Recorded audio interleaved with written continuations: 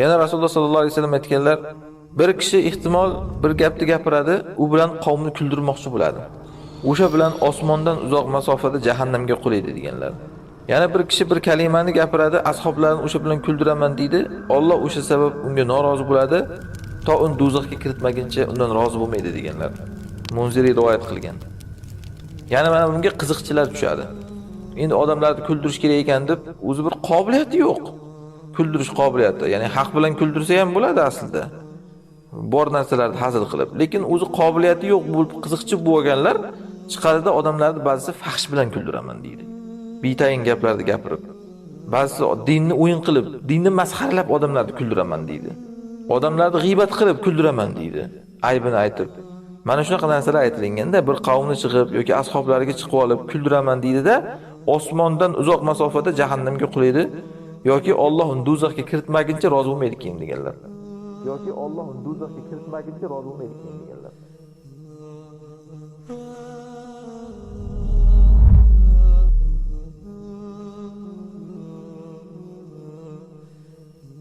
Bismillahirrahmanirrahim.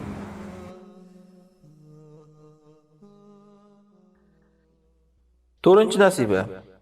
Ko'p kulgudan saqlanish. Tavba surasining 82-oyatida Alloh aytadi: "Falyadhaku qalilan va yabku kaseera, jazaa'an bima kanu yaksibun." Kamroq kulsinlar, ko'proq yig'lasinlar, kasb qilgan narsalarga jazo o'laroq deydi. Agar insonga ertaga sen qamalasan desa, o'sha odam kuladimi? Qamoqda qo'ying, ertaga sen o'sha qamoqxonaga tergovga borasan desa, o'sha odam kuladimi? Uxlolmaydi ham hattoki. Endi har birimizning oldimizda hali qabr qamog'i bor. Qabr tergovi bor. Mahshar qamog'i tergovi bor. Undan keyin hali jahannam bor. Qilingan ishlarga qarasangiz, qancha yomon kasblarimiz bor. Agar odam mana buni o'ylasa, kulishga qo'rqadi. Kulsa ham, mana Rasululloh ham kulganlar to'g'ri, sahobalar ham kulgan, lekin ozroq kuladi. Ana shuning uchun Alloh umma kulmasinlar demayapti. Falyadhaku qalilan, kamroq kulsinlar deyapti. Falyadhaku deyapti, e'tibor bering. Kulsinlar, lekin nima? Kamroq kul. Ko'p kulma, yig'laysan deydi-ku o'zimizda ham. Ko'p kulgan odam yig'laydi. Bu dunyoda ham oxiratda ham shunaqa. Valyabku kaseeran, ko'proq yig'lasinlar degan. Chunki kasb qo'ygan ishlari bor, o'shanga hali jazolanishlari kerak. Yana Najm surasining 60-oyatini qarang. Va tadhakuna va la tabkun. Kulasizlar, yig'lamaysizlar deydi.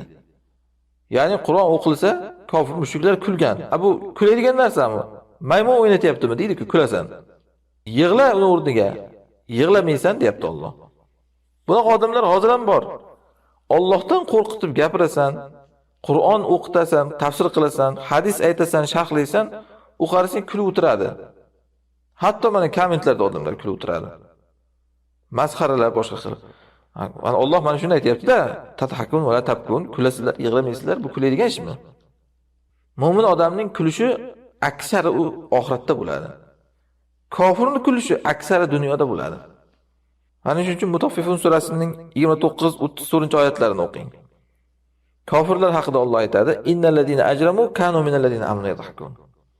Jinoyatchi bo'lgan kishilar ular mu'minlarni iymon keltirganlardan ustidan kulardi deydi.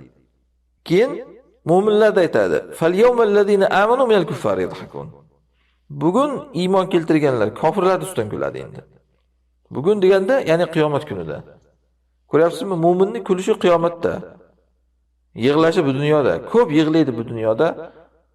Gunohlariga yig'laydi. Odamlarning zulmidan yig'laydi. Masxarasidan yig'laydi va hokazo. Lekin qiyomatda kuladi. Dohikatun mustabshira dedi mana. Kulib turadi, xursand bo'lib. Kofirning kulgusi dunyoda, maymun o'ynatgandek har narsaga kulaveradi. Munofiqlar ham shunaqa. Lekin ertaga qiyomatda ko'p yig'laydi. Yana Mo'minun surasining 110-oyatini o'qing.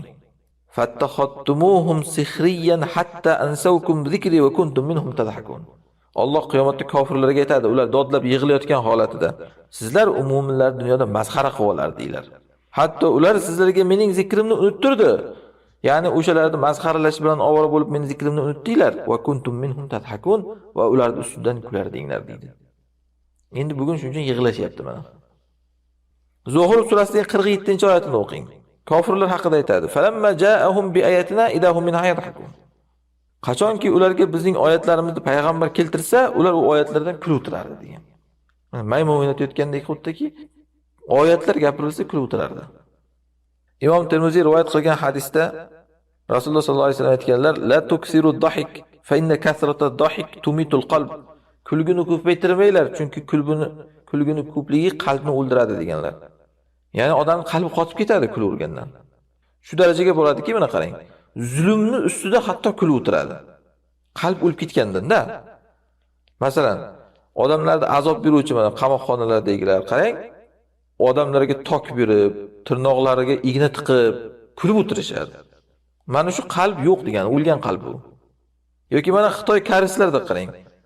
Hayvonlarni tiriklek qovurib, tiriklek qaynoq suvga solib, tiriklek qaychilab qiyib, u azob chekyapti, bu kulib o'tiradi qarang. Mana shu nimadan qalb o'lganidan, ya'ni. Bu birdaniga bo'lib qolmagan bu ish. Bundan avval har narsaga kulavergan, ana shu maymun o'ynatgandek, endi qalb o'lgandan keyin shu darajaga borganki, yig'lash o'rnida kulib o'tiradi u.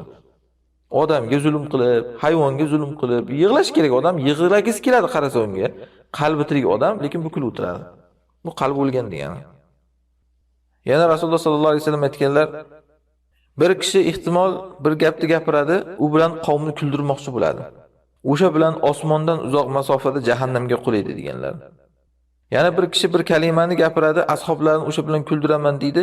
Alloh o'sha sabab unga norozi bo'ladi, to uni do'zaxga kiritmaguncha undan rozi bo'lmaydi deganlar. Munziri rivoyat qilgan. Yana mana bunga qiziqchilar tushadi. Endi odamlarni kuldirish kerak ekan deb, o'zi bir qobiliyati yo'q. Kuldirish qobiliyati, ya'ni haq bilan kuldirsa ham bo'ladi aslida. Bor narsalarni hazil qilib, lekin o'zi qobiliyati yo'q bo'lib qiziqchi bo'lganlar chiqadida odamlarni ba'zisi fahsh bilan kuldiraman deydi. Betayin gaplarni gapirib, ba'zisi dinni o'yin qilib, dinni masxaralab odamlarni kuldiraman deydi. Odamlarni g'iybat qilib kuldiraman deydi, aybini aytib.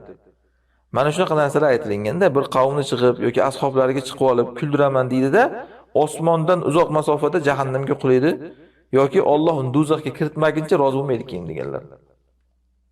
Hasan Basri rahimahulloh aytganlar, kulish ikki xil bo'ladi. Bir kulgi bor, Alloh uni yaxshi ko'radi.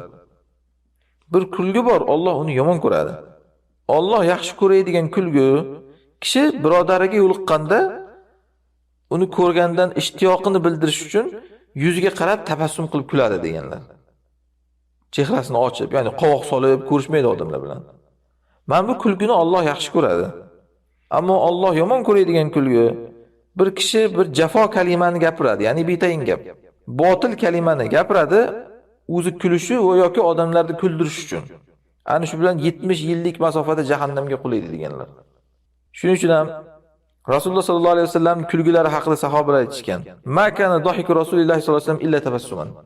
Rasulullohning kulgilari faqatgina tabassum edi. Hech qahqaha otib kulmaganlar. Tishlari ko'rinadigan darajada kulardilar deb kelgan. Bor yo'g'i shu. Kana tawilis samt qalil dahik. Rasululloh sollallohu alayhi vasallam sukutlari uzun, kulgilari kam edi deyilgan. Jabir ibn Samura aytganlar buni Rasulullohning sifatlarida. Shuningdek, kishilardan uyatlik ish, kulgulik hodisalar sodir bo'lib qolsa ham kulmaslik kerak. Masalan, bir jamoatda o'tiruvdingiz, bir odam yil chiqarib qo'ydi. Akramakumulloh. Tabiiyki kulgulik ish. Lekin nima kerak shunday ustidan kulib? Sharmanda qilib, izza qilib, uni hijolat qilib ko'rmaslikka olish kerak. Hamma qahqaha otib kulaveradi shunaqa paytda. Kuladigan ish emas bu. Nabiy sallallohu alayhi vasallam bir sahobalar bilan o'tirganlarida bir kishi mana shunaqa bo'lib qolgan. Hamma kulaverganda Rasululloh aytganlar: "Lima yadhaku ahadukum mimma yaf'aluhu huwa." Nimaga birlaring o'zi ham qiladigan ishdan kuladi deganlar. Ya'ni nima? Bunda bu hozir sodir bo'lgan bo'lsa, beixtiyor, senda sodir bo'lmaydimi bu? O'zing xilvatda bo'lsang, bundan ham yomon holda qilasan-ku o'sha ishni. Yoki ba'zan birov ana shunaqa birov gunohidan kulib o'tiradi. Qarasangiz, o'zi xilvatida undan 10 barobar qilib qiladi o'sha gunohni. O'zi ham qiladigan ishga birov ustidan kulib o'tiradi, ya'ni. Imom Muslimda rivoyat keladi. Bir yigitlar kulib o'tirganda Oysha onamiz aytgan ekanlar. Nima kuldiryapsizlar? Nimaga buncha xursand kulyapsizlar deganlar. Haligilar aytishganki, ha, paloncha yiqilib dumalab qoldi-da, bo'yni sinib ketaydi-da. O'shanga kulyapmiz degan. Yo ko'zi chiqaydi-da. Shunda Oysha onamiz aytganlar, kulmanglar. Men Rasululloh sollallohu alayhi vasallamning aytganlarini eshitganman. Qaysiki musulmon hatto unga bir tikan kirsa yoki undan yuqori musibat ham albatta o'sha sababdan unga bir darajat yoziladi va bir xatosi uni o'chiriladi deganlar. Ya'ni mana bunaqa vaziyatlarda ham ko'p odamlar kulib o'tiradi. Bir odam yurib ketayotgan joyda masalan bir chuqurga tushib ketsa, chalishib yiqilib ketsa, yurib ketayotgan joyida boshini bir devorga urib olsa, hamma kuladi-da qarab. Bu kuladigan ish emas bu. Alloh uni gunohiga kaforat qilyapti. Darajatini ko'taryapti ana shu ish bilan. Sen ahvolingga kul. U xursand bo'linadigan holat u, kulnadigan emas. Va Alloh uni gunohiga kaforat qilibdi, darajatini ko'taribdi. Sen ahvolingga, o'zingning ahvoling aslida kulgulik. Agar senga Alloh gunohingga kaforat qilmayotgan bo'lsa,